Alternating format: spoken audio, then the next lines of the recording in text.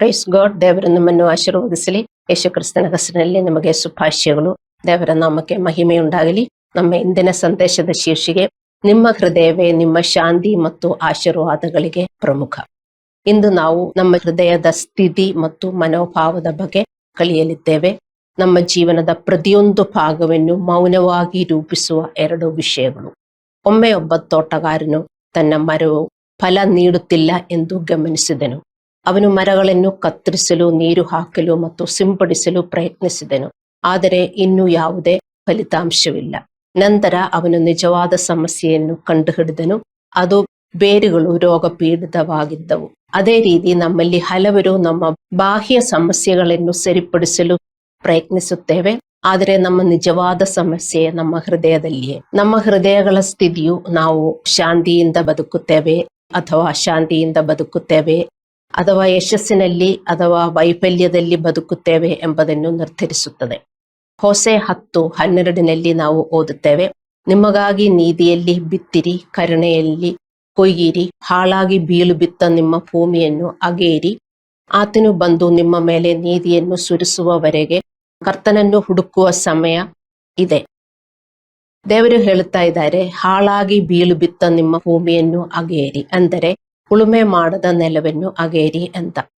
ಉಳುಮೆ ಮಾಡದ ನೆಲವನ್ನು ಸಿದ್ಧವಿಲ್ಲದ ಹೃದಯವನ್ನು ಪ್ರತಿನಿಧಿಸುತ್ತದೆ.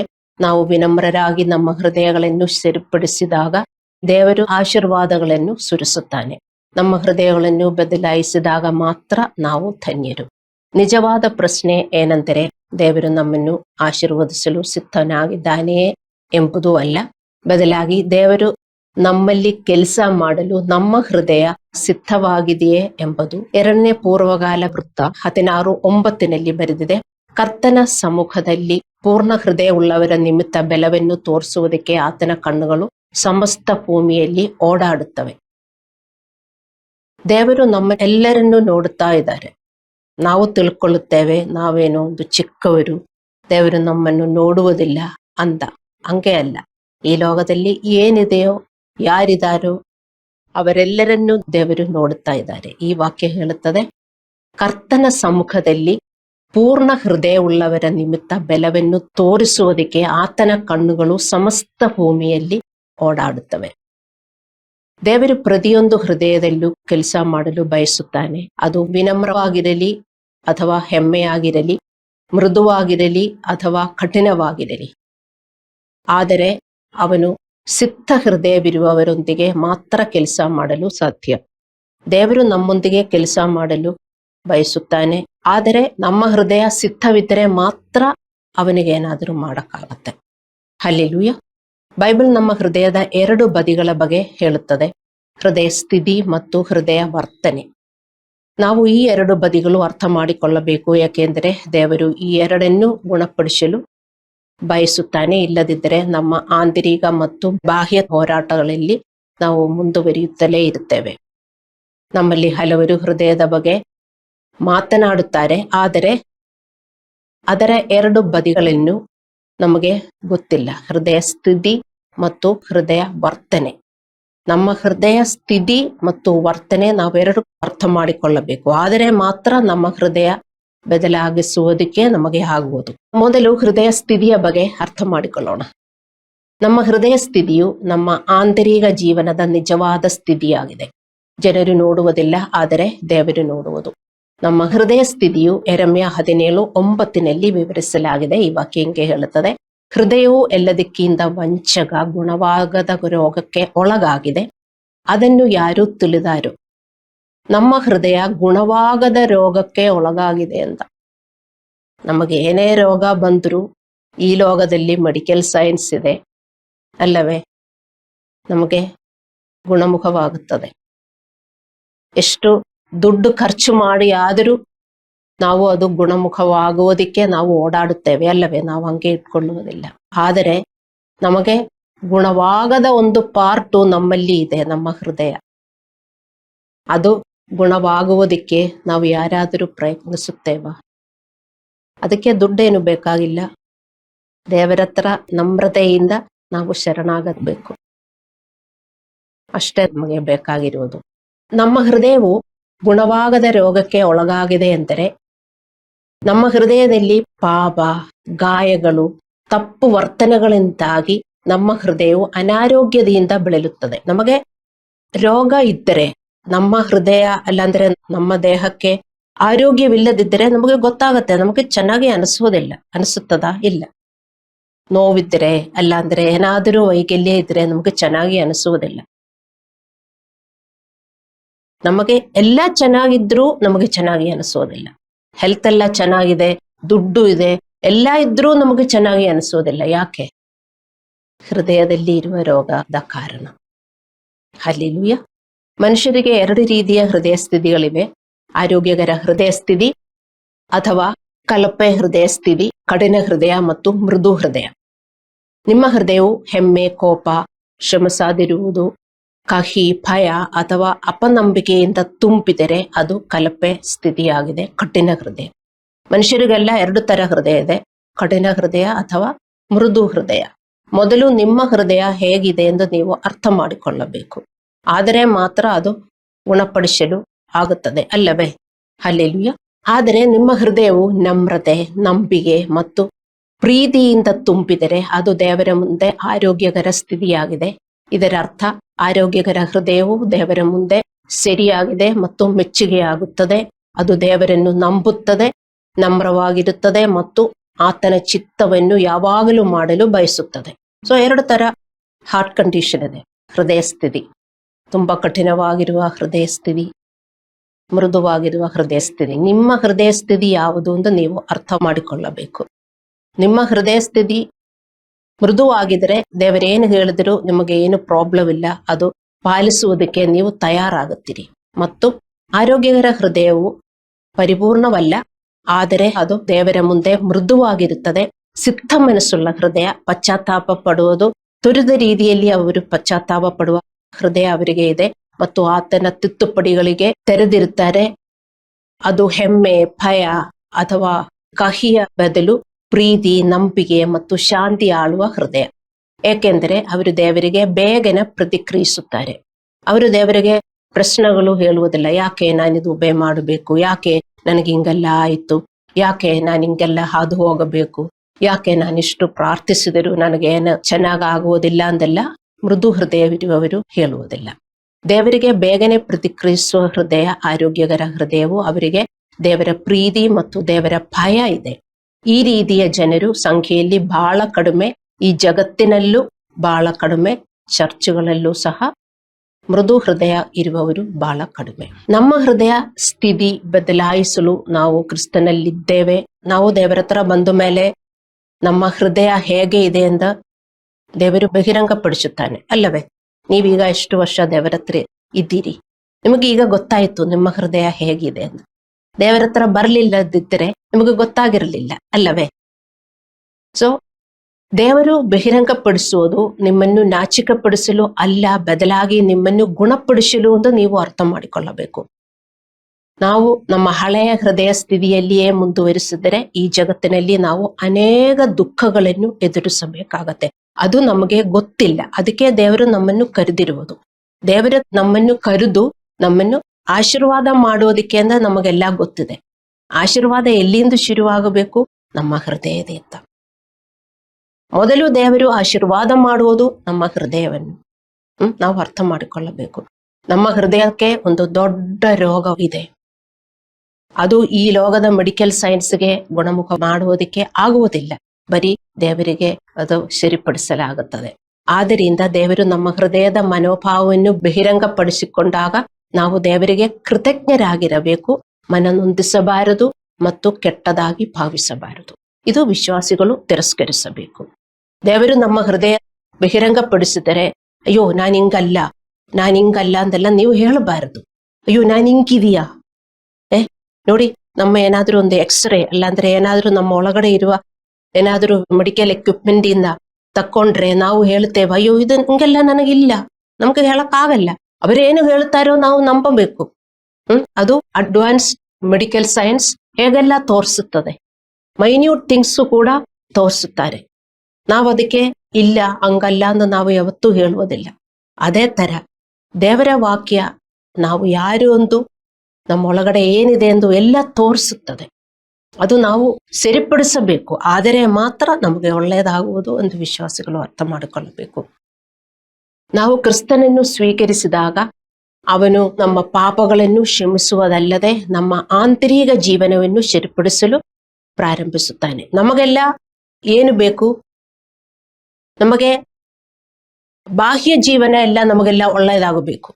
ನಾವು ಪ್ರಾರ್ಥಿಸುತ್ತೇವೆ, ನಮಗೆ ಬಾಹ್ಯ ತೊಂದರೆಗಳಿವೆ, ಆ ಬಾಹ್ಯ ತೊಂದರೆಗಳು ನಮಗೆಲ್ಲ ಸರಿಯಾಗಿದರೆ ಸಾಕು, ಆಮೇಲೆ ದೇವರೇ ಥ್ಯಾಂಕ್ಸ್ ಎಂದು ನಾವು ಹೇಳುತ್ತೇವೆ. ಆದರೆ ದೇವರು ಹೇಳ್ತಾ ಇದ್ದಾರೆ, ಇಲ್ಲ, ನಾನು ಕೆಲವೊಂದು ನಿಮಗೆ ಕೊಡುವುದಿಲ್ಲ, ಏಕೆಂದ್ರೆ ನಿನ್ನ ಆಂತರಿಕ ಸ್ಥಿತಿ ಬದಲಾವಣೆ ಆಗಬೇಕು. ದೇವರು ತಡೆ ಮಾಡುತ್ತಾರೆ, ದೇವರು ವಿಳಂಬ ಮಾಡುತ್ತಾರೆ, ನಮಗೆ ಕೆಟ್ಟದು ಮಾಡುವುದಕ್ಕಲ್ಲ, ಮತ್ತೆ ನಮ್ಮ ಹೃದಯ ಬದಲಾವಣೆ ಆಗುವುದಕ್ಕೆ ಅಂತ ನಾವು ವಿಶ್ವಾಸಿಗಳಾಗಿ ಅರ್ಥ ಮಾಡಿಕೊಳ್ಳಬೇಕು. ಪವಿತ್ರಾತ್ಮವು ಒಬ್ಬ ತೋಟಗಾರನಂತೆ ಕೆಲಸ ಮಾಡುತ್ತಾನೆ. ಹೃದಯದ ಗಟ್ಟಿಯಾದ ಮಣ್ಣನ್ನು ಒಡೆಯುತ್ತಾರೆ. ಹೆಮ್ಮೆ, ಅಸೂಯೆ, ಕೋಪ, ಕಹಿ ಇತ್ಯಾದಿಗಳನ್ನು ತೆಗೆದು ಹಾಕುತ್ತಾರೆ. ಬೀಜಗಳನ್ನು ಬಿತ್ತುವ ಮೊದಲು ತೋಟಗಾರನು ಉಳುಮೆ ಮಾಡಿ ಗಟ್ಟಿಯಾದ ಮಣ್ಣನ್ನು ಒಡೆಯುತ್ತಾರೆ ಅಲ್ಲವೇ? ಅದೇ ತರ ಪವಿತ್ರಾತ್ಮನು ದೇವರ ವಾಕ್ಯ ಮತ್ತು ಸನ್ನಿವೇಶಗಳು ಮತ್ತು ದೃಢ ನಿಶ್ಚಯವನ್ನು ಬೆಳೆಸಿಕೊಂಡು ನಮ್ಮ ಮೊಂಡುತನ ಮತ್ತು ಸ್ವಾವಲಂಬನೆಯನ್ನು ಮುರಿಯುತ್ತಾರೆ. ವಿಶ್ವಾಸಿಗಳು ಅರ್ಥ ಮಾಡಿಕೊಳ್ಳಬೇಕು, ನಮಗೆ ಗುಣಮುಖವಾಗದ ಒಂದು ರೋಗ ಇದೆ. ನಾವೆಲ್ಲರೂ ಯೇಸು ಹತ್ರ ಬಂದು ಹೇಳ್ತೇವೆ, ದೇವರೇ ನನ್ನನ್ನು ಗುಣಪಡಿಸು, ನನಗೆ ಆ ರೋಗ ಇದೆ, ಈ ರೋಗ ಇದೆ, ನನಗೆ ವಾಸಿಯಾಗಬೇಕು ಅಲ್ಲವೇ? ಆದರೆ ಒಂದು ಒಳಗೆ ಇದೆ ನಮ್ಮ ಹೃದಯ, ಅದು ವಾಸಿಯಾಗಬೇಕು ಎಂದು ನಾವು ಯಾರು ಪ್ರಾರ್ಥಿಸುವುದಿಲ್ಲ. ನೀವು ಪ್ರಾರ್ಥಿಸುತ್ತೀರಾ? ದೇವರೇ ನನ್ನ ಹೃದಯ ವಾಸಿಯಾಗಬೇಕು, ಯಾವತ್ತಾದರೂ ನೀವು ಪ್ರಾರ್ಥಿಸಿದ್ದೀರಾ? ಅದಕ್ಕೆ ರೋಗ ಇದೆ. ದೇವರು ಹೇಳ್ತಾ ಇದ್ದಾರೆ, ಗುಣಮುಖವಾಗದ ರೋಗ, ಚಿಕ್ಕ ರೋಗ ಏನೂ ಅಲ್ಲ. ಹಾಗೆ ಒಂದು ರೋಗ ದೇವರು ತೋರಿಸಿದಾಗ ನಾವು ಸುಮ್ಮನೆ ಬಿಡ್ತೀವ? ನೀವಿವತ್ತು ಹಾಸ್ಪಿಟಲ್ ಹೋಗಿದರೆ ಡಾಕ್ಟರ್ ಹೇಳ್ತಾರೆ ನಿಮಗೆ ಗುಣಮುಖವಾಗದ ಒಂದು ರೋಗ ಇದೆ. ಪರವಾಗಿಲ್ಲ ಡಾಕ್ಟರ್ ಬಿಡ್ರಿ. ನೀವು ಹೇಳ್ತೀರಾ, ಅಯ್ಯೋ ಅವತ್ತೇ ಒಂದು ಉಪ್ಪು ವಯಸ್ಸಲ್ಲಿ ಮನೆ ಬರ್ತೀರಾ, ಸಂತೋಷ ಎಲ್ಲ ಹೋಗ್ಬಿಡ್ತದೆ, ಅದಿನ ಬಗ್ಗೆನೇ ಯೋಚನೆ ಮಾಡುವುದು, ಅದಿನ ಬಗ್ಗೆನೆ, ಬೇರೆ ಏನು ಯೋಚನೆ ಮಾಡುವುದಿಲ್ಲ. ಖುಷಿಯೆಲ್ಲ ಹೋಯ್ತು, ಅದೇ ಯೋಚನೆ ಮಾಡಿ ಅವರು ಅಲ್ಲೇ ಸಾಯ್ತಾರೆ ಅಲ್ಲವೇ? ಆದರೆ ದೇವರು ಬೈಬಲಲ್ಲಿ ಹೇಳ್ತಾರೆ, ಎಷ್ಟು ಸಾರಿ ನಾವು ಓದಿದ್ದೇವೆ, ಯೆರೆಮೀಯ 17:9. ನಾವೆಷ್ಟು ಸಾರಿ ನಾವು ಪ್ರಾರ್ಥನೆ ಮಾಡುತ್ತಾ ಇದ್ದೇವೆ, ಅಲ್ಲಾಂದ್ರೆ ನಾವು ಅದು ಒಪ್ಪುಕೊಂಡಿರುತ್ತೇವೆ. ಅಯ್ಯೋ ನನಗೆ ಇಷ್ಟೊಂದು ರೋಗ ಇದೆಯಲ್ಲ, ದೇವರೇ ನನ್ನನ್ನು ವಾಸಿ ಮಾಡಿ ದೇವರೇ. ಡೈಲಿ ನಾವು ಎದ್ದು ಅದೇ ಪ್ರಾರ್ಥನೆ ಮಾಡಬೇಕಾಗಿರುವುದು, ಯಾವಾಗಲೂ ಪ್ರಾರ್ಥನೆ ಮಾಡಬೇಕಾಗಿರುವುದು. ಆದರೆ ನಾವು ಅದು ಗಮನಿಸುವುದೇ ಇಲ್ಲ ಅಲ್ಲವೇ? ಅದಕ್ಕೆ ನಮಗೆ ಈ ಲೋಕದಲ್ಲಿ ಇಷ್ಟೊಂದು ಕಷ್ಟ ಇನ್ನೂ ಬಿತ್ತಿದೆ. ಅದಕ್ಕೆ ಈ ಲೋಕದಲ್ಲಿ ನಮ್ಮ ಕಷ್ಟಗಳು ಮತ್ತು ದುಃಖಗಳು ಇನ್ನೂ ಜಾಸ್ತಿ ಆಗುತ್ತಾ ಇದೆ ಎಂದು ವಿಶ್ವಾಸಿಗಳು ಅರ್ಥ ಮಾಡಿಕೊಳ್ಳಬೇಕು. ಸೊ ನಮ್ಮ ಹೃದಯವು ಕ್ರಿಸ್ತನನ್ನು ಪ್ರತಿಬಿಂಬಿಸುವ ಉದ್ಯಾನವಾಗುವವರೆಗೂ ಪರಿಶುದ್ಧಾತ್ಮನು ತೋಟಗಾರನಂತೆ ಕೆಲಸ ಮಾಡುತ್ತಾನೆ.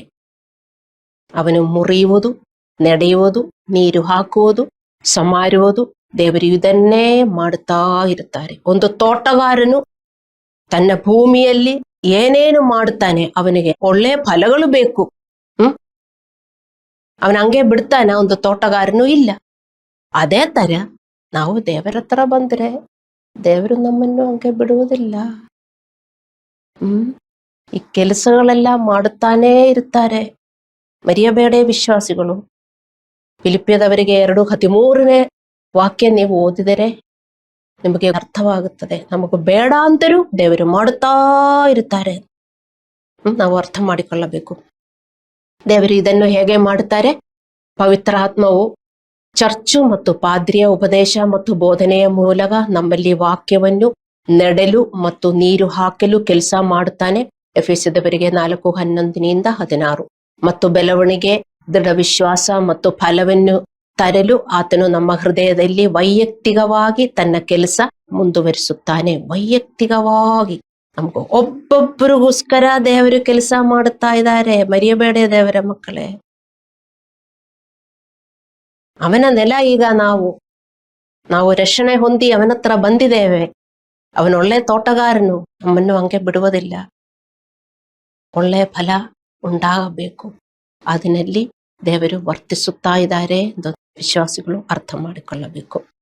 ಆದರೆ ವಿಶ್ವಾಸಿಗಳು ತಮ್ಮ ಹೃದಯಗಳನ್ನು ಬದಲಾಯಿಸಲು ಪ್ರಯತ್ನಗಳನ್ನು ಮಾಡದಿದ್ದರೆ ಅವರ ಆತ್ಮವು ಗಟ್ಟಿಯಾಗಿ ಕಳಗಳಿಂದ ತುಂಬಿರುತ್ತದೆ. ಹೆಮ್ಮೆ, ಶ್ರಮಿಸದಿರುವುದು, ಅಸೂಯೆ, ಭಯ, ನಿರಾಸೆ ಇತ್ಯಾದಿ ಫಲಗಳಿಂದ ತುಂಬಿರುತ್ತದೆ. ನಾವು ದೇವರೊಂದಿಗೆ ಕೆಲಸ ಮಾಡಲಿಲ್ಲದಿದ್ದರೆ ಅವರು ವರ್ತಿಸುತ್ತಾ ಇದ್ದಾರೆ. ದೇವರು ವರ್ತಿಸುತ್ತಾ ಇರುವುದು ಇಲ್ಲಿ ನಮ್ಮ ಹೃದಯದಲ್ಲಿ. ನಾವು ಅವನ ಜೊತೆಗೆ ವರ್ತಿಸಬೇಕು. ಆದರೆ ನಾವು ಅವನ ಜೊತೆಗೆ ನಮ್ಮ ಹೃದಯದಲ್ಲಿ ವರ್ತಿಸಲಿಲ್ಲದಿದ್ದರೆ ಏನಾಗುತ್ತದೆ? ಏನು? ಮಣ್ಣೆಲ್ಲ, ಗಟ್ಟಿಯಾಗಿರುವ ಮಣ್ಣೆಲ್ಲ ತೆಗೆಯಬೇಕು, ನೀರು ಹಾಕಬೇಕು ಮತ್ತು ಒಡೆಯಬೇಕು, ಅದು ಮೃದುಗೊಳಿಸಬೇಕು. ಅದಕ್ಕೆ ದೇವರು ಕೆಲಸ ಮಾಡುತ್ತಾ ಇದ್ದಾರೆ. ಅವನ ಜೊತೆಗೆ ನಾವು ಮಾಡಲಿಲ್ಲದಿದ್ರೆ ಏನಾಗುತ್ತದೆ? ನಮ್ಮ ನೆಲಗಳು ಗಟ್ಟಿಯಾಗುತ್ತದೆ, ನಮ್ಮ ಹೃದಯಗಳು ಗಟ್ಟಿಯಾಗುತ್ತದೆ. ಅಲ್ಲಿ ಕಳೆಗಳು ಮಾತ್ರ ಬೆಳೆಯುತ್ತದೆ. ಕೋಪ, ಕಾಹಿ, ಅಸೂಯೆ, ಇದು ಮಾತ್ರ ಫಲಗಳು ಬೆಳೆಯುತ್ತದೆ. ಆದರೆ ನಾವು ದೇವರ ಮುಂದೆ ವಿನಮ್ರರಾಗಿ ಆತನಿಗೆ ಶರಣಾದರೆ ನಮ್ಮ ಹೃದಯ ಸ್ಥಿತಿ ಬದಲಾಗಲು ಪ್ರಾರಂಭಿಸುತ್ತದೆ. ನಮ್ಮ ಹೋರಾಟಗಳಲ್ಲಿ ಶಾಂತಿ, ವಿಮೋಚನೆ, ದೇವರಿಂದ ಅನುಗ್ರಹ ಸಿಗುತ್ತದೆ. ನಮಗೆ ಬೇಕಾಗಿರುವುದು ಶಾಂತ ಹೃದಯ ಅಲ್ಲವೇ? ಆ ಶಾಂತ ಹೃದಯ ನಮ್ಮಲ್ಲಿ ಇದ್ದರೆ ನಾವು ದೇವರೊಂದಿಗೆ ಕೆಲಸ ಮಾಡುತ್ತೇವೆ ಅಂತ ಅರ್ಥ. ಕೆಲವೊಮ್ಮೆ ದೇವರ ಶಿಷ್ಟು ನಿಮ್ಮ ಕಠಿಣ ಹೃದಯ ಸ್ಥಿತಿಯನ್ನು ಮುರಿಯಲು ಅನುಮತಿಸುತ್ತಾನೆ. ಇಬ್ರಿಯರಿಗೆ 12:6-8. ದೇವರು ನಮ್ಮನ್ನು ತಿದ್ದುಪಡಿ ಮಾಡುವುದು ನಮ್ಮನ್ನು ನಾಶ ಮಾಡುವುದಕ್ಕಲ್ಲ, ಬದಲಾಗಿ ನಮ್ಮ ಹೃದಯ ಸ್ಥಿತಿಗಳನ್ನು ಮೃದುಗೊಳಿಸಲು ಮತ್ತು ಗುಣಪಡಿಸಲು ಎಂದು ನಾವು ಅರ್ಥ ಮಾಡಿಕೊಳ್ಳಬೇಕು. ದೇವರು ನಮ್ಮ ಆಶೀರ್ವಾದಗಳನ್ನು ವಿಳಂಬ ಮಾಡುತ್ತಾರೆ, ತಡೆ ಮಾಡುತ್ತಾರೆ. ನಾವು ಪ್ರಾರ್ಥನೆ ಮಾಡುತ್ತೇವೆ, ಆದರೆ ನಮ್ಮ ಸಮಯದಲ್ಲಿ ನಮ್ಮ ಆಶೀರ್ವಾದಗಳು ಬರುವುದಿಲ್ಲ. ದೇವರು ನಮಗೆ ನಾಶ ಮಾಡುವುದಕ್ಕಲ್ಲ ಅದು ಮಾಡುವುದು, ನಮಗೆ ಕಷ್ಟ ಕೊಡುವುದಕ್ಕಲ್ಲ. ಆದರೆ ನಾವು ಅರ್ಥ ಮಾಡಿಕೊಳ್ಳಬೇಕು, ನಾವಿನ್ನೂ ನಮ್ಮ ಹೃದಯದಲ್ಲಿ ಏನೋ ತೆಗೆಯಬೇಕು, ಇನ್ನು ನಮ್ಮ ಹೃದಯದೊಂದಿಗೆ ನಾವು ಕೆಲಸ ಮಾಡಬೇಕು. ಇದು ನಾವು ಅರ್ಥ ಮಾಡಿಕೊಳ್ಳಬೇಕು. ನೀವು ತ್ವರಿತವಾಗಿ ಮಾಡಿದರೆ ನಿಮ್ಮ ಆಶೀರ್ವಾದ ನಿಮಗೆ ಬರ್ತದೆ. ಆದರೆ ಮತ್ತು ನೀವು ಕಠಿಣಗೊಳಿಸಿದರೆ ನಿಮಗಿನ್ನೂ ಕಷ್ಟ ಆಗುತ್ತದೆ. ಸೊ ಇದು ಹೃದಯ ಸ್ಥಿತಿ. ನಾವು ಹೃದಯ ಸ್ಥಿತಿಯ ಬಗ್ಗೆ ಕಲಿತಿದ್ದೇವೆ. ಈಗ ಹೃದಯ ವರ್ತನೆ ಏನೆಂದು ನಾವು ನೋಡೋಣ. ಅರ್ಥವಾಯ್ತಲ್ಲ? ನಮ್ಮ ಹೃದಯ ಸ್ಥಿತಿ, ಆ ಮಣ್ಣು ನಮ್ಮ ಹೃದಯ ಹೇಗೆ ಇದೆ ಅಂತ ನೀವು ಅರ್ಥ ಮಾಡಿಕೊಳ್ಳಬೇಕು. ಅದು ಮೃದುವಾಗಿರಬಹುದು, ಗಟ್ಟಿಯಾಗಿರಬಹುದು. ಗಟ್ಟಿಯಾಗಿದ್ದರೆ ನಿಮಗೆ ದೇವರು ಹೇಳುವುದು ಮಾಡುವುದಕ್ಕೂ ಬರುವುದಿಲ್ಲ. ಹಾಗೆ ನಿಮ್ಮ ಹೃದಯ ಇತ್ತು, ಈಗಲೂ ಹಾಗೆ ನೀವು ಇಟ್ಟುಕೊಂಡರೆ ಅರ್ಥ ಮಾಡಿಕೊಳ್ಳಬೇಕು, ನೀವು ಹೃದಯದೊಂದಿಗೆ ನೀವು ಏನು ಕೆಲಸ ಮಾಡಲಿಲ್ಲ. ನಮ್ಮ ಹೃದಯ ಸ್ಥಿತಿ ಮತ್ತು ಹೃದಯ ವರ್ತನೆ ಎರಡೂ ಬದಲಾಗಬೇಕು. ಆಗ ಮಾತ್ರ ನಮ್ಮ ಹೃದಯ ಗುಣಮುಖವಾಗುತ್ತದೆ. ಹೃದಯ ವರ್ತನೆ ಎಂದರೆ ಹೃದಯ ಮನೋಭಾವದ ಅಭಿವ್ಯಕ್ತಿಯಾಗಿದೆ. ಅದು ನಾವು ಪ್ರತಿದಿನ ದೇವರು ಮತ್ತು ಜನರೊಂದಿಗೆ ಹೇಗೆ ಪ್ರತಿಕ್ರಿಯಿಸುತ್ತೇವೆ ಎಂಬುದು. ನಮ್ಮ ರಿಯಾಕ್ಷನ್, ಸಡನ್ ರಿಯಾಕ್ಷನ್, ಏನಾದರೂ ಒಂದು ಪರಿಸ್ಥಿತಿ ಬಂದ್ರೆ, ಅಲ್ಲಾಂದ್ರೆ ಯಾರಾದರೂ ನಮಗೆ ಏನಾದರೂ ಮಾಡಿದ್ರೆ, ಏನೇ ಆದರೂ ನಮ್ಮ ಸಡನ್ ರಿಯಾಕ್ಷನ್ ಏನು? ಅದೇ ನಮ್ಮ ವರ್ತನೆ. That is attitude of our heart. ಹೃದಯ ಸ್ಥಿತಿಯು ನಾವು ದೇವರ ಮುಂದೆ ನಮ್ರತೆ ಮತ್ತು ಸಲ್ಲಿಗೆಯ ಮೂಲಕ ಬೆಳೆಸಿಕೊಳ್ಳುತ್ತೇವೆಯೇ, ದಿನನಿತ್ಯ ಹೇಗೆ ಬದುಕುತ್ತೇವೆ ಎಂಬುದರ ಬಗ್ಗೆ. ಅನೇಕ ವಿಶ್ವಾಸಿಗಳ ಹೃದಯ ಸ್ಥಿತಿ ಬದಲಾಗಿದೆ, ಆದರೆ ಹೃದಯ ಮನೋಭಾವ ಬದಲಾಗುತ್ತಿಲ್ಲ. ನಿಮಗೆ ಅರ್ಥವಾಯ್ತಾ? ನೀವು ದೇವರ ಹತ್ರ ಬಂದ ಮೇಲೆ ನಿಮ್ಮ ಹೃದಯ ಸ್ಥಿತಿ ಬದಲಾಗಿರಬಹುದು. ಅಂದರೆ ಹೌದು ದೇವರೇ, ನಾನು ಚೇಂಜ್ ಮಾಡ್ತೀನಿ, ನಾನಿನ್ನೂ ಹಳೆಯ ಜೀವನ ಮುಂದುವರಿಸುವುದಿಲ್ಲ ಅಂದೆಲ್ಲ ನೀವು ದೇವರ ಹತ್ರ ಹೇಳಿರಬಹುದು. ಅನೇಕ ವಿಶ್ವಾಸಿಗಳ ಹೃದಯ ಸ್ಥಿತಿ ಬದಲಾಗಿದೆ, ಆದರೆ ಅವರ ಹೃದಯ ಮನೋಭಾವ ಬದಲಾಗಲಿಲ್ಲ. ಇದನ್ನು ಅರ್ಥ ಮಾಡಿಕೊಳ್ಳಲು ನಾನು ನಿಮಗೆ ಸಹಾಯ ಮಾಡಲು 2 ಉದಾಹರಣೆಗಳನ್ನು ನಾನು ನೀಡುತ್ತೇನೆ. ಒಬ್ಬ ವಿಶ್ವಾಸಿಯ ಹೃದಯ ಸ್ಥಿತಿ ಬದಲಾಗಿರಬಹುದು. ಅವನು ಪ್ರಾರ್ಥಿಸುತ್ತಾನೆ, ಚರ್ಚ್ ಹೋಗ್ತಾನೆ, ಬೈಬಲ್ ಓದುತ್ತಾನೆ, ದೇವರಿಗೆ ಶರಣಾಗಿದ್ದಾನೆ ಎಂದು ಹೇಳುತ್ತಾನೆ. ಆದರೆ ಕುಟುಂಬ ಸದಸ್ಯರು ಅಥವಾ ಇತರರು ಅವನನ್ನು ಕೆರಳಿಸಿದಾಗ ಅಥವಾ ಅವನು ಬಯಸಿದಂತೆ ವಿಷಯಗಳು ನಡೆಯದಿದ್ದಾಗ ಅವನ ವರ್ತನೆ ನೀವು ನೋಡಬೇಕು. ಕ್ರೋಧ ಪದಗಳಿಂದ ಅಥವಾ ಮೌನ ಕೋಪದಿಂದ ಪ್ರತಿಕ್ರಿಯಿಸಿದರೆ ಅಥವಾ ಮನನೊಂದಿದರೆ ಅದು ಅವರ ವರ್ತನೆ ಇನ್ನೂ ಬದಲಾಗಲಿಲ್ಲ ಎಂದು ತೋರಿಸುತ್ತದೆ. ಅರ್ಥವಾಯ್ತಾ? ನೀವು ಪ್ರಾರ್ಥನೆ ಮಾಡ್ತೀರಿ, ಬೈಬಲ್ ಓದುತ್ತೀರಿ, ಕೆಲಸ ಎಲ್ಲ ಮಾಡ್ತೀರಿ, ಆದರೆ ನಿಮ್ಮ ರಿಯಾಕ್ಷನ್, ಒಂದು ಪ್ರಾಬ್ಲಮ್ ಬಂದಾಗ ಏನೇ ಬಂದಿರೋ ನಿಮ್ಮ ರಿಯಾಕ್ಷನ್ ಹಳೆಯ ತರ ಇದ್ದರೆ ನಿಮ್ಮ ವರ್ತನೆ ಬದಲಾಗಲಿಲ್ಲ. Your heart attitude has not changed. ಇನ್ನೊಂದು ಉದಾಹರಣೆ, ನಿಮ್ಮ ಪಾದ್ರಿ ಅಥವಾ ಸಹ ವಿಶ್ವಾಸಿ ನಿಮ್ಮನ್ನು ಸರಿಪಡಿಸಿದರೆ ನಿಮ್ಮ ಹೃದಯ ವರ್ತನೆ ಬಹಳಷ್ಟು ಬಹಿರಂಗಪಡಿಸುತ್ತದೆ. ಬೆಳೆಯುತ್ತಿರುವ ಮತ್ತು ಕಳಿಸಬಹುದಾದ ಹೃದಯವು ನಮ್ರತೆಯಿಂದ ತಿದ್ದುಪಡಿಗಳನ್ನು ಪಡೆಯುತ್ತಾರೆ ಮತ್ತು ಪಶ್ಚಾತ್ತಾಪಪಟ್ಟು ದೇವರೇ ನನಗೆ ಬೆಳೆಯಲು ಸಹಾಯ ಮಾಡು ಎಂದು ಪ್ರಾರ್ಥಿಸುತ್ತಾರೆ. ಆದರೆ ಹೆಮ್ಮೆಯ ಹೃದಯವು ರಕ್ಷಣಾತ್ಮಕವಾಗುತ್ತದೆ, ತನ್ನನ್ನು ತಾನು ಕ್ಷಮಿಸಿಕೊಳ್ಳುತ್ತದೆ, ಮನನೊಂದಿರುತ್ತದೆ ಮತ್ತು ಇತರರನ್ನು ಟೀಕಿಸುತ್ತದೆ. ಸೊ ನಿಮ್ಮ ಮನೋಭಾವ ಈಗ ಹೇಗಿದೆ? ದೇವರ ಹತ್ರ ಬಂದಿದ್ದೀರಿ, ನಿಮಗೆ ಗೊತ್ತಾಯ್ತು ನಿಮ್ಮ ಹೃದಯ ವರ್ತನೆ ಹೇಗೆ ಇದೆ ಅಂತ. ಹೃದಯ ಸ್ಥಿತಿ ಹೃದಯ ಸ್ಥಿತಿ ಇನ್ನೂ ಚೇಂಜ್ ಆಗಲಿಲ್ಲದಿದ್ದರೆ, ಏನಾದರೂ ಪ್ರಾಬ್ಲಮ್ ಬಂದರೆ ನೀವು ಹಳೆಯ ತರ ನೀವು ವರ್ತಿಸುತ್ತೀರಿ. ಮತ್ತೆ ತಿದ್ದುಪಡಿಗಳಿಗೆ ಬೇಗನೆ ನೀವು ಒಪ್ಪಿಕೊಳ್ಳುವುದಿಲ್ಲ. ನೀವು ಮನನೊಂದಿರುತ್ತೀರಿ, ಮತ್ತೆ ನಿಮಗೆ ಅದು ಇಷ್ಟವಾಗುವುದಿಲ್ಲ. ನೀವು ತಿದ್ದುಪಡಿಗೆ ಹೇಗೆ ಪ್ರತಿಕ್ರಿಯಿಸುತ್ತೀರಿ ಎಂಬುದು ನಿಮ್ಮ ಮನೋಭಾವ ಬದಲಾಗುತ್ತಿದೆಯೇ ಅಥವಾ ಗಟ್ಟಿಯಾಗುತ್ತದೆ ಎಂಬುದನ್ನು ತೋರಿಸುತ್ತದೆ.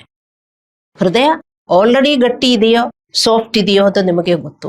ಆಲ್ರೆಡಿ ಗಟ್ಟಿಯಾಗಿರುವವರು ಇನ್ನೂ ನೀವು ಗಟ್ಟಿ ಮಾಡಿಸಬಾರದು ದೇವರ ಮಕ್ಕಳೇ.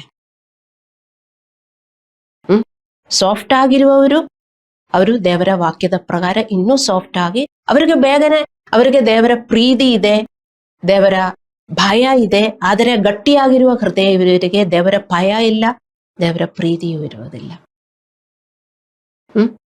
ನೀವು ಜ್ಞಾನ ಸ್ನಾನ ತಕ್ಕೊಂಡು ಎಷ್ಟು ವರ್ಷ ಆಗಿದ್ರಿ ದೇವರ ಕಡೆ ಬಂದ ಮೇಲೆ? ಇನ್ನು ಈಗ ನಿಮ್ಮ ವರ್ತನೆ ಹೇಗೆ ಇದೆ, ನಿಮ್ಮ ಪ್ರತಿಕ್ರಿಯೆ, ಯುವರ್ ಸಡನ್ ರಿಯಾಕ್ಷನ್, ಅದು ತೋರಿಸುತ್ತದೆ ನಿಮ್ಮ ಹೃದಯ ಬದಲಾಗುತ್ತಾ ಇದೆಯೇ ಅಂತ. ಅರ್ಥವಾಯ್ತಾ? ದೇವರ ಸಾನ್ನಿಧ್ಯ ಮತ್ತು ಆತನ ಆಶೀರ್ವಾದಗಳು ಪ್ರತಿದಿನ ನಿಮ್ಮ ಮೇಲೆ ನೆಲೆಸಬೇಕಂದರೆ ನಿಮ್ಮ ಹೃದಯ ಸ್ಥಿತಿ ಮತ್ತು ಹೃದಯ ವರ್ತನೆ ಎರಡೂ ಹೊಂದಿಗೆಯಾಗಬೇಕು. ನಿಮಗೆ ಗೊತ್ತಾಯ್ತಾ?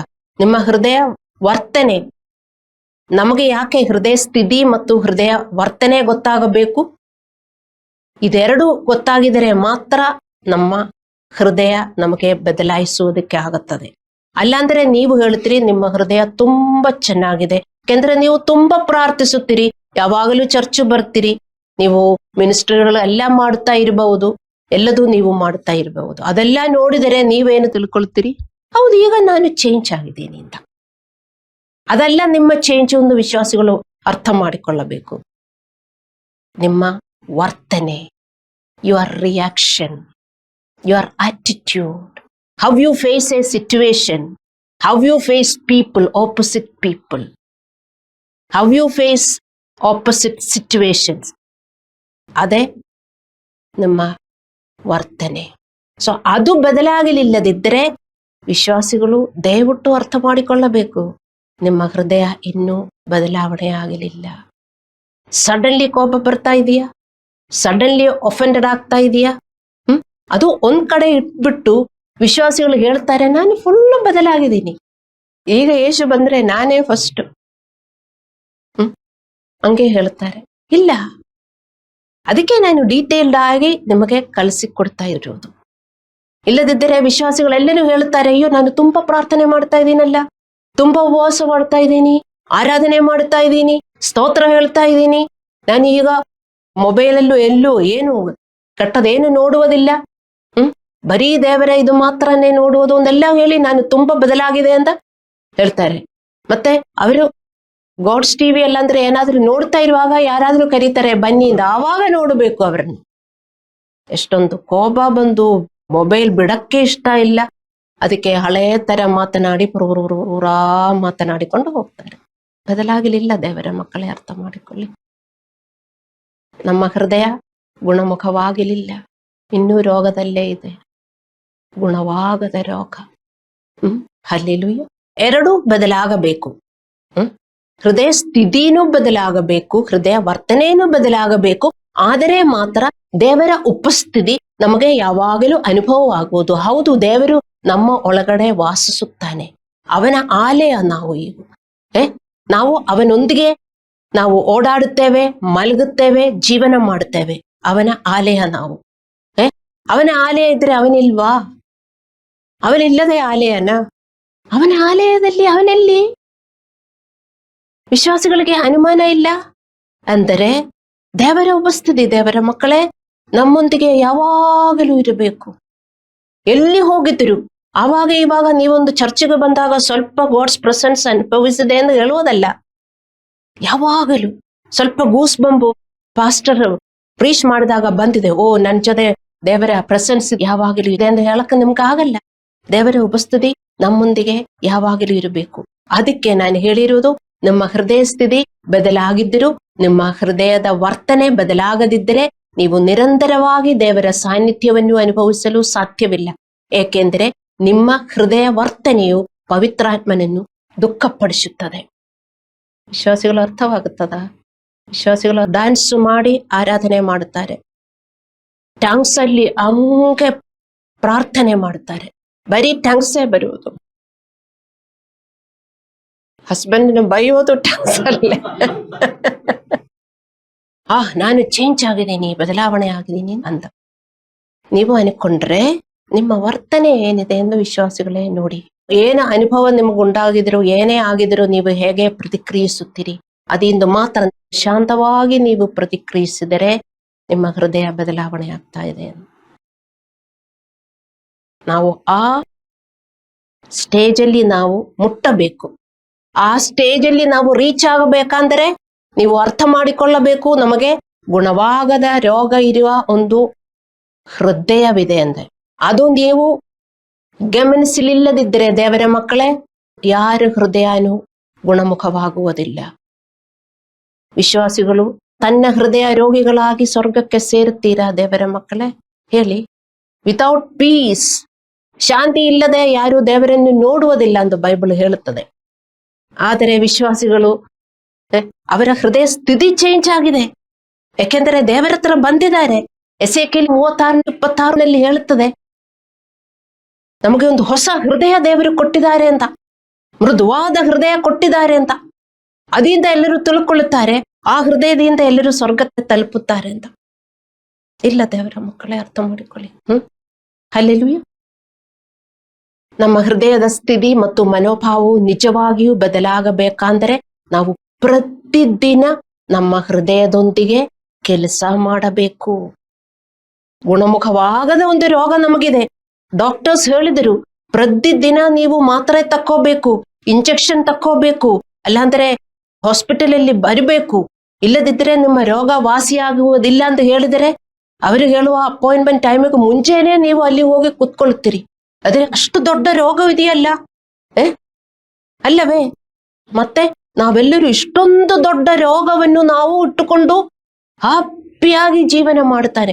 ಆರಾಧನೆ ಆರಾಧನೆ ಅಂತ. ಇದು ಗುಣಮುಖವಾಗುವುದಕ್ಕೆ ನೀವು ಡೈಲಿ ಪ್ರಾರ್ಥನೆ ಮಾಡಬೇಕು. ಇದು ಡೈಲಿ ನಿಮ್ಮ ಹೃದಯದೊಂದಿಗೆ ವರ್ತಿಸಬೇಕು. ಸೊ ನಿಮ್ಮ ಹೃದಯ ಸ್ಥಿತಿ ಮತ್ತು ಮನೋಭಾವವನ್ನು ನಿಜವಾಗಿಯೂ ಬದಲಾಗಬೇಕಂದ್ರೆ, ವಾಸಿಯಾಗಬೇಕಂದ್ರೆ, ಗುಣಮುಖವಾಗಬೇಕಂದ್ರೆ ನೀವು ಪ್ರತಿದಿನ ದೇವರೊಂದಿಗೆ ಸಮಯ ಕಳೆಯಬೇಕು. ಪ್ರಾರ್ಥನೆ, ಬೈಬಲ್ ಓದುವುದು, ಧ್ಯಾನ, ಆರಾಧನೆ, ದೇವರ ಸೇವೆ, ಚರ್ಚ್ ಸದಸ್ಯರೊಂದಿಗೆ ಸಹಭಾಗಿತ್ವ ಮೂಲಕ ದೇವರೊಂದಿಗೆ ಸಹಭಾಗಿತ್ವ ಹೊಂದಿರಬೇಕು. ಯಾವಾಗಲೂ ನಾವು ದೇವರೊಂದಿಗೆ ಸಹಭಾಗಿತ್ವ ಹೊಂದಿರಬೇಕು. ನೀವು ಆರಾಧಿಸಬೇಕು, ಧ್ಯಾನಿಸಬೇಕು, ಇದೆಲ್ಲ ಮಾಡಬೇಕು. ಒಂದು ರೋಗಿ, ನಿಮಗೊಂದು ದೊಡ್ಡ ರೋಗ ಇದ್ರೆ ನೀವು ಅದನ್ನು ಹೇಗೆ ನೀವು ಟ್ರೀಟ್ ಮಾಡುತ್ತೀರಿ, ಅದೇ ತರ ನಿಮ್ಮ ಹೃದಯವನ್ನು ನೀವು ನೋಡಿಕೊಳ್ಳಿಲ್ಲದಿದ್ದರೆ ಆ ಹೃದಯ ಎಂದಿಗೂ ವಾಸಿಯಾಗುವುದಿಲ್ಲ. ದೇವರ ಮಕ್ಕಳೇ, ಅರ್ಥ ಮಾಡಿಕೊಳ್ಳಿ. ಹಲ್ಲೆಲೂಯಾ. ನಮಗೆ ಹೃದಯ ವಾಸಿಯಾಗಿದರೆ, ಅಲ್ಲಾಂದ್ರೆ ಏನೇ ಒಂದು ರೋಗವಾದರೂ ವಾಸಿಯಾಗಿದರೆ ನಮಗೆ ಖುಷಿ ಅನಿಸುತ್ತದೆ. ಆ ನೋವಿಲ್ಲ ಈಗ, ಆ ಇರಿಟೇಷನ್ ಇಲ್ಲ ಈಗ, ಅಲ್ಲವೇ? ಆ ನೋವಿದ್ದರೆ ಎಷ್ಟೊಂದು ನಮ್ಮ ಮುಖ ಉಪ್ಪಂದಿರುತ್ತದೆ. ಅದೇ ನಿಮ್ಮ ಮುಖವೆಲ್ಲ ಉಪ್ಪಂದಿರುವುದು ನಿಮ್ಮ ಹೃದಯ ವಾಸಿ ಆಗ್ತಾ ಇಲ್ಲ. ಅದಕ್ಕೆ ಅರ್ಥ ಮಾಡಿಕೊಳ್ಳಿ. ಅದಕ್ಕೆ ಎಷ್ಟೊಂದು ರೋಗ ಕಠಿಣವಾಗಿದೆ.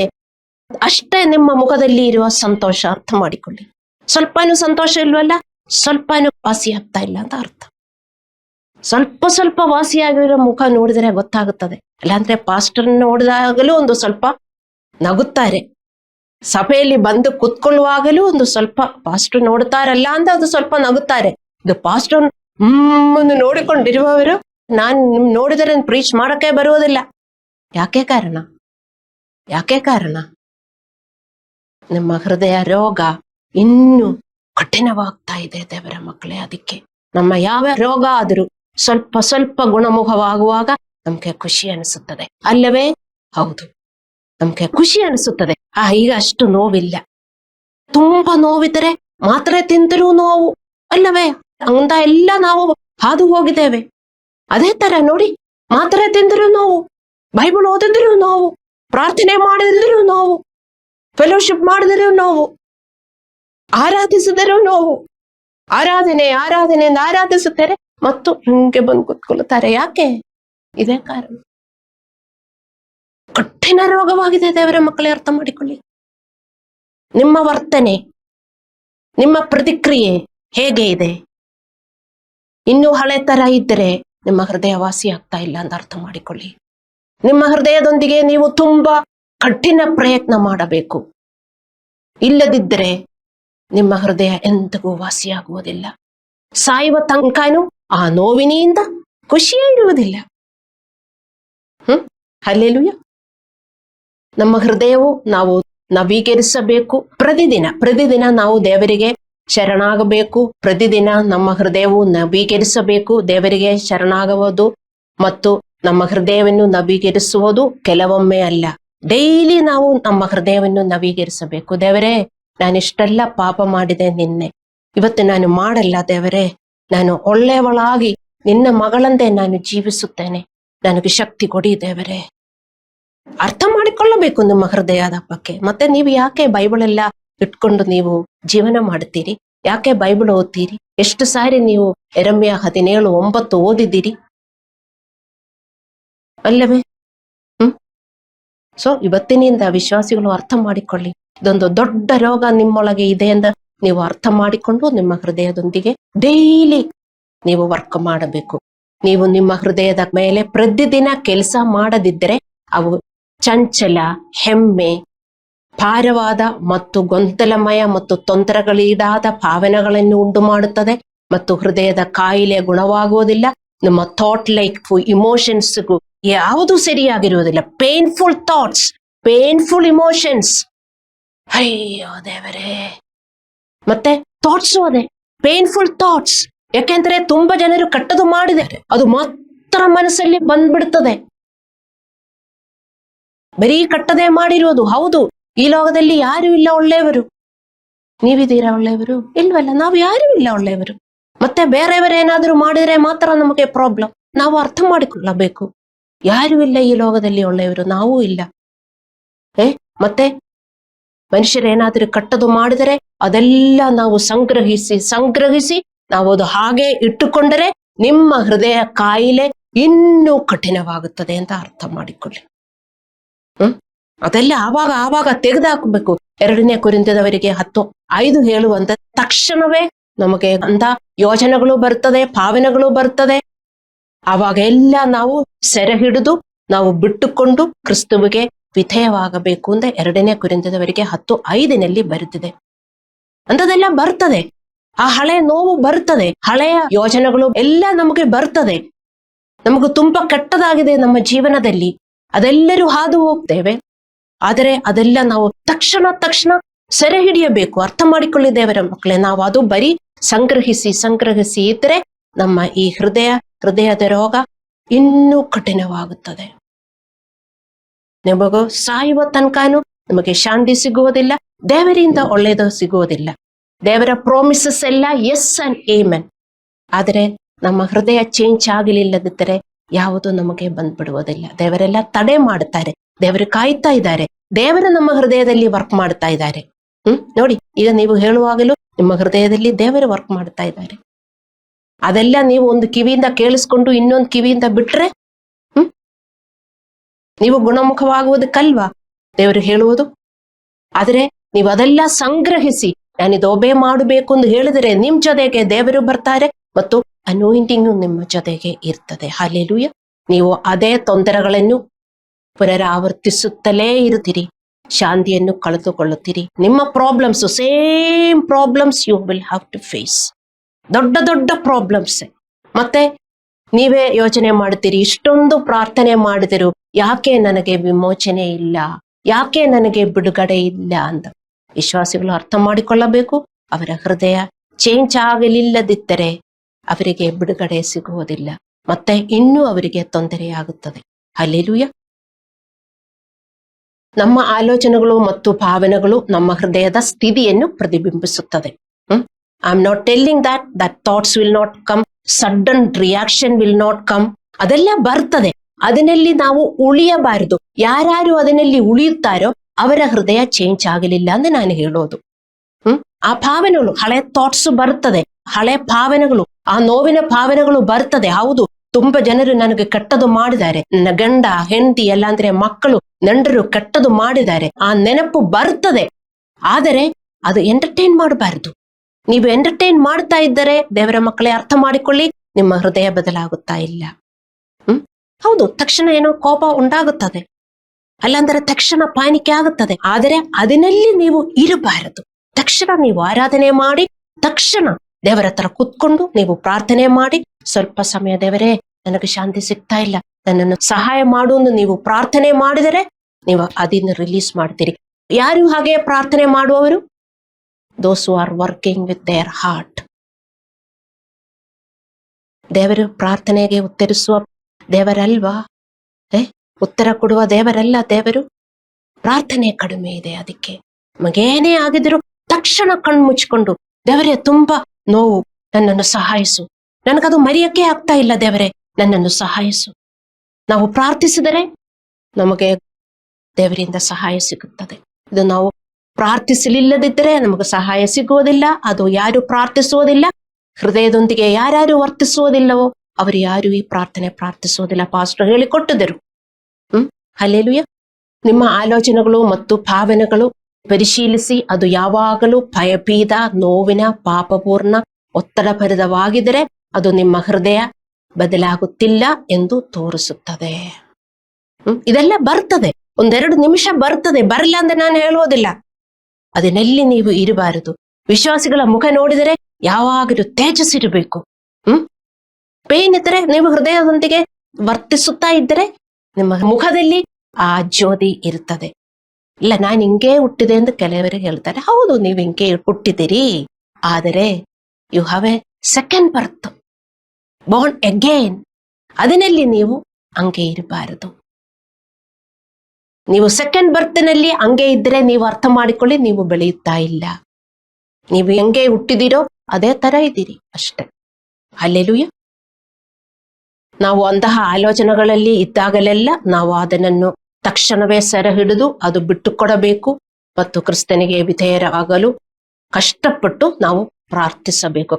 ನಿಮ್ಮ ಹೃದಯ ಎಷ್ಟು ಗಟ್ಟಿ ಇದೆಯೋ ಅಷ್ಟೊಂದು ಪ್ರಾರ್ಥನೆ ನಿಮಗೆ ಬೇಕು. ಅರ್ಥ ಮಾಡಿಕೊಳ್ಳಿ, ಎಲ್ಲರಿಗೂ ಪ್ರಾರ್ಥನೆ ಬೇಕು.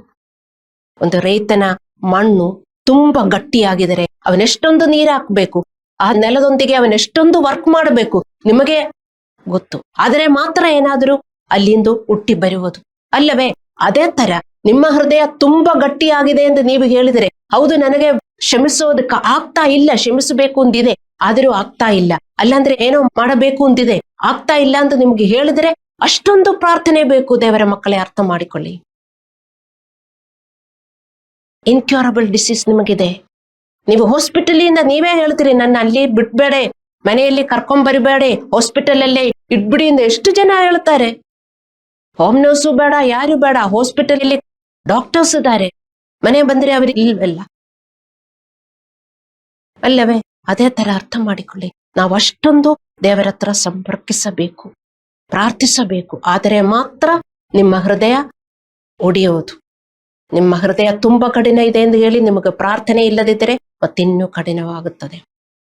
ನಿಮ್ಮ ಹೃದಯವು ದೇವರಿಗೆ ಶರಣಾದಾಗ ನೋವು ಮತ್ತು ಗೊಂದಲದ ನಡುವೆಯೂ ಆತನ ಶಾಂತಿಯು ನಿಮ್ಮೊಳಗೆ ಆಳಲು ಪ್ರಾರಂಭಿಸುತ್ತದೆ. ಆ ಶಾಂತಿ ನಿಮ್ಮ ಸನ್ನಿವೇಶಗಳಿಂದ ಬರುವುದಿಲ್ಲ, ಬದಲಾಗಿ ನಿಮ್ಮ ಹೃದಯದಲ್ಲಿ ವಾಸಿಸುವ ಕ್ರಿಸ್ತನ ಸಾನ್ನಿಧ್ಯದಿಂದ ಬರ್ತದೆ. ನಿಮ್ಮ ಹೃದಯ ಬದಲಾಗುತ್ತಾ ಇದ್ದರೆ, ನಿಮಗೆ ದೊಡ್ಡ ಒಂದು ಪ್ರಾಬ್ಲಮ್ ಬಂದರೂ ನೀವು ಅಲ್ಲಿ ಶಾಂತಿಯುತವಾಗಿ ಇರ್ತೀರಿ. ಆ ಶಾಂತಿ ಎಲ್ಲಿಂದ ಬರ್ತದೆ? ಆ ಸನ್ನಿವೇಶದಿಂದ ಅಲ್ಲ ಬಂದಿರುವುದು, ನಿಮ್ಮೊಳಗಿನಿಂದ. ನಿಮ್ಮೊಳಗಿನಿಂದ ದೇವರೆದ್ದು ಬಂದು ನಿಮ್ ಜೊತೆ ಇದ್ದಾರೆ. ದೇವರು ನಮ್ ಜೊತೆ ಇದ್ದರೆ ನಮ್ಗೆ ಚೆನ್ನಾಗಿ ಅನಿಸೋದಿಲ್ಲ. ನಮ್ಗೆ ಚೆನ್ನಾಗಿ ಅನಿಸುತ್ತಾ ಇಲ್ಲದಿದ್ದರೆ ಅರ್ಥ ಮಾಡಿಕೊಳ್ಳಿ ದೇವರ ಮಕ್ಕಳೇ, ದೇವರು ನಮ್ ಜೊತೆಗಿಲ್ಲ. ಅದಕ್ಕೆ ಹಲ್ಲೆಲೂಯ. ನಮ್ಮ ಹೃದಯವು ನಂಬಿಕೆ ಮತ್ತು ಪ್ರೀತಿಯಿಂದ ಶುದ್ಧೀಕರಿಸಲ್ಪಟ್ಟಾಗ ಅದು ಆಶೀರ್ವಾದದ ಚಿಲುಮೆಯಾಗುತ್ತದೆ. ಕಣ್ಣೀರು ಕೂಡ ಸಾಕ್ಷಿಗಳಾಗಿ ಬದಲಾಗಬಹುದು. ಒಂದು ದಿನ ನಾವು ಕಣ್ಣೀರಲ್ಲೇ ಜೀವನ ಮಾಡಿದ್ದೇವೆ, ನಮ್ಮ ಸಾಕ್ಷಿಯಾದೆ. ನೀವಿನ್ನೂ ಹಂಗೆ ಹೋಗ್ತಾ ಇದ್ದೀರಾ? ಈಗ ಖುಷಿಯಲ್ಲೇ ನಾವು ಜೀವನ ಮಾಡುತ್ತಾ ಇದ್ದೇವೆ. ಯಾವಾಗ ಅದು ಬರ್ತದೆ? ನೀವು ನಿಮ್ಮ ಹೃದಯದೊಂದಿಗೆ ನೀವು ವರ್ತಿಸಿದರೆ ಮಾತ್ರ.